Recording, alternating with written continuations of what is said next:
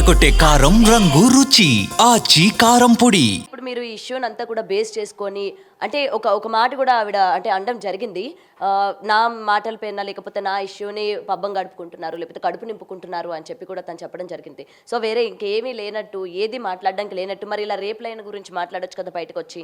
నాదే పట్టుకొని వారం రోజుల నుంచి అంటే మీరు ఫేమ్ అవ్వడానికి నన్ను యూజ్ చేసుకున్నారు, సరే నా వల్ల తింటున్నారని నేను అనుకుంటాను అని చెప్పి ఆమె ఒక మాట కూడా చెప్పడం జరిగింది. ఒకటమ్మా, మనము మహిళలకి నిండు గప్పుకోమని చెప్పాము. ఇప్పుడు మీరేమంటున్నారు, కష్టపడి మేము పైకి వచ్చినాం అంటున్నారు.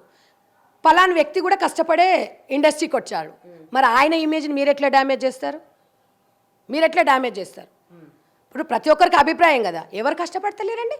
మీ ఉద్యోగంలో మీరు కష్టపడుతున్నారు, నా దాంట్లో నేను కష్టపడుతున్నా, ఆ అబ్బాయి ఉద్యోగంలో ఆ అబ్బాయి కష్టపడుతున్నాడు. కష్టపడకపోతే ఊరికి ఏం రావండి. నేను అనేది ఏంటంటే, మీరు మాట్లాడేటప్పుడు ఒక సెలబ్రిటీ అంటారు కదా, నేను నీలాగా కావాలి అని నేను మాట్లాడలేదు. మీరు ఎవరో కూడా నాకు తెలియదు. మీరు ట్విట్టర్లో అనసూయ గారు ఇట్లా మాట్లాడింది ఇలా వ్యాఖ్యలు అని చెప్పేసి యూట్యూబర్స్ అడిగితే చెప్పిన, ఆ రోజు కూడా క్లారిటీగా చెప్పిన. మీరు నన్ను ఎదుర్కోలేక నా వెనుక కాంగ్రెస్ పార్టీ ఉంది. కాంగ్రెస్ పార్టీ నా వెనుక లేదు. అది పార్టీ విషయం కాదు. పార్టీ సిద్ధాంతాలకు కట్టుబడి ఉండే వ్యక్తిని. కానీ ఇది నా వ్యక్తిగత అభిప్రాయం. మీరు పార్టీని లాగడం అనేది మీ చిన్న దమాకు, మీది కోడి దమాకు.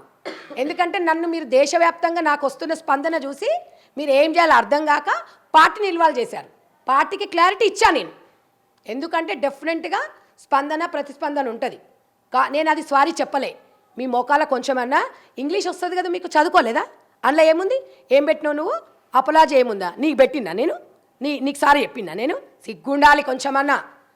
నేను ఆ ఎమోషన్ అవ్వద్దు అనుకుంటున్నా, కానీ ఏదో నీకు నేను పెట్టినట్టు, అమ్మో నీకు నేనేదో పెద్ద నువ్వు దేశాన్ని ఏదో ఉద్ధరించినట్టు. మీ ఇద్దరు ఏం ఉద్ధరిస్తున్నారు దేశానికి? నేను ఝాన్సీ గారు ట్యాగ్ చేసింది తన వరకు మాట్లాడాను. అనసూయకు చిన్మయ్యకు చెప్తున్నా, మీరు దేశానికి ఏం సేవలు చేసిరమ్మా? ఏం రెస్పాన్సిబిలిటీ తీసుకున్నారమ్మా? మీరిద్దరే ఉన్నారా? ఇవాళ ప్రెస్ మీట్ పెట్టారు, సోదరి మనులు కూడా మాట్లాడారు.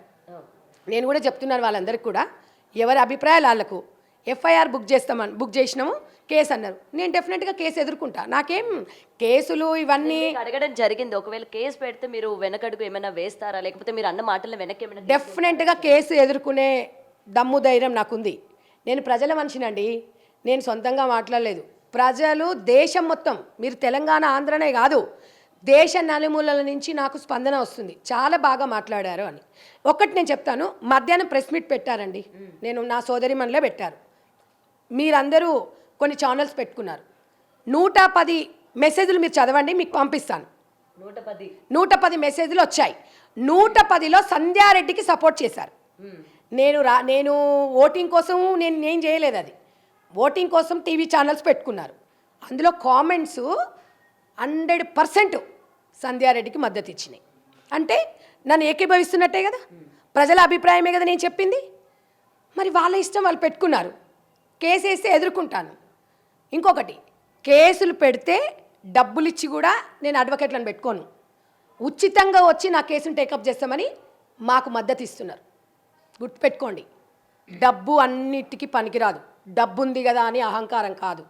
ఎవరి అభిప్రాయాలు వాళ్ళు పెట్టుకున్నారు. మీరు పొట్టి బట్టల గురించి మీరు ఎట్లా మాట్లాడుతున్నారో, నిండు బట్టల గురించి నేను కూడా అట్లే మాట్లాడుతున్నా.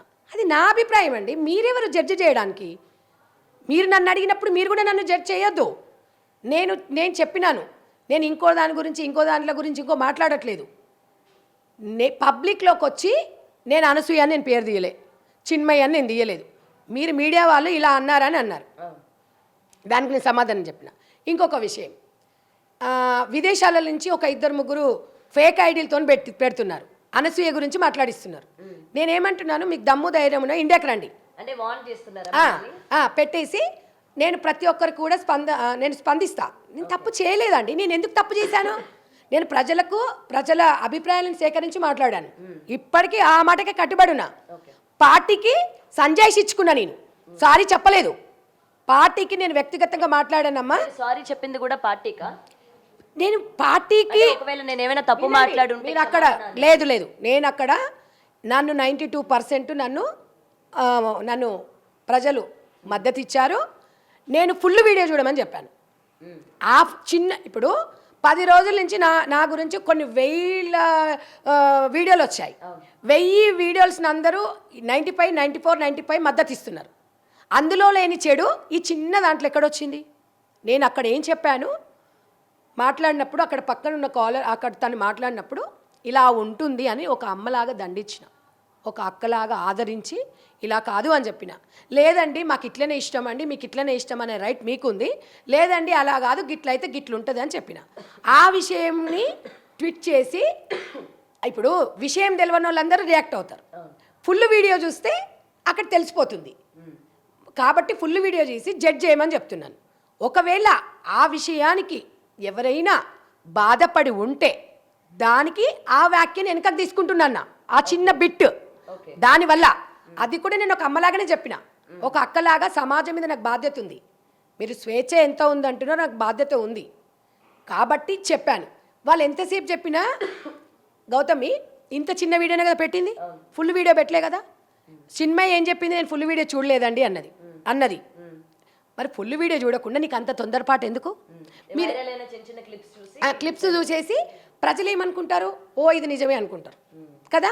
ప్రజలకందరూ కూడా నేను ఒకటి చెప్తున్నాను, నేను ఒక అమ్మల తరపున, అక్కల తరపున, అందరి తరపున నేను ఇలా ఉండాలి, ఇది బాగుంటుంది, ఇలా వ్యాఖ్యలు నేను ఖండిస్తున్నా అని ఒక సోషల్ రెస్పాన్సిబిలిటీ తీసుకున్నాను కాబట్టి మాట్లాడాను.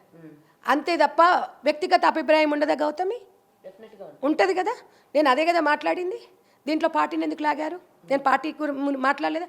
పార్టీది మాట్లాడితే ప్రెస్ మీట్ పెడతాను, కాండ్ వేసుకొని మాట్లాడతాను కదా.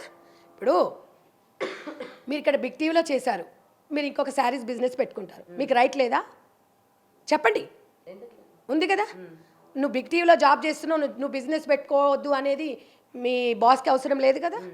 ఇక్కడ వచ్చినప్పుడు మీరు వర్క్ మంచిగా చేయండి, ఇక్కడ ఉన్న సిద్ధాంతాలను మీరు పాటించండి అని చెప్తారు. That's all.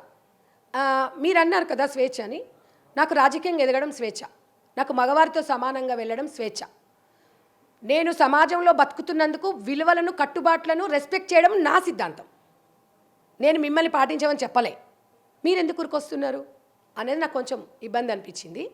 అంతే తప్ప ట్విట్టర్లో పెట్టుకున్నా, ఇంకా దేంట్లో పెట్టుకున్నా, ఏం పెట్టుకున్నా నేను అదిరేయలేదు, బెదిరేయలేదండి. ఇది ఇప్పుడు ఇక్కడతో ఇది ఆపేస్తారా, లేకపోతే ఇంకా కంటిన్యూ చేసే అవకాశం ఏమైనా ఉందంట? అమ్మా నేను 1 వీక్ నుంచి కనిపించానా? లేదు.